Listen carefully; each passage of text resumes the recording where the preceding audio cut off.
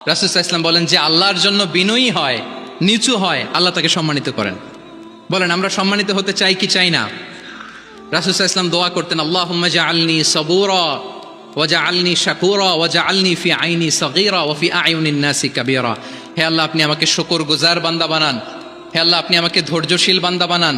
হে আল্লাহ, আপনি আমাকে আমার নিজের চোখে আমাকে ছোট বানান, মানুষের চোখে আপনি আমাকে বড় বানান। রাসূল সাল্লাল্লাহু আলাইহি ওয়াসাল্লাম নিজ চোখে ছোট থাকতে চেয়েছেন, ফলে গোটা বিশ্বের চোখে রাসূল সাল্লাল্লাহু আলাইহি ওয়াসাল্লামকে বড় মহামানব বানিয়েছেন কে? এখন আপনি নিজের চোখেই যদি বলেন যে আমি অনেক বড়, তাহলে হবে না। এই হাম্বলনেসটা আমাদের থাকতে হবে। সম্মানিত ভাইয়েরা, আমাদের অনেক তরুণদেরকে আমি দেখি যে নতুন দিনে ফিরেছে, নতুন তার মধ্যে উপলব্ধি আসছে, রিয়েলাইজেশন আসছে যে আগে রং ট্র্যাকে ছিলাম, এখন রাইট ট্র্যাকে আসতে চাই, ইসলামকে অনুশীলন করতে চাই। আলহামদুলিল্লাহ, খুব ভালো। তো তার যখন রিয়েলাইজেশন আসছে, সে কিছু পড়াশোনা শুরু করে দেয়, কিছু পড়াশোনা করে, কিছু স্কলার্সদের লেকচার শুনে। তো অনেক তরুণের মধ্যে এই সমস্যাটা একটা কমন ফেনোমেনা, যে একটু পড়াশোনা করে, একটু কিছু স্কলার্সদের লেকচার শুনে ও মনে করে যে আমি সব জেনে গেছি। কি মনে করে? আমি সব জেনে গেছি।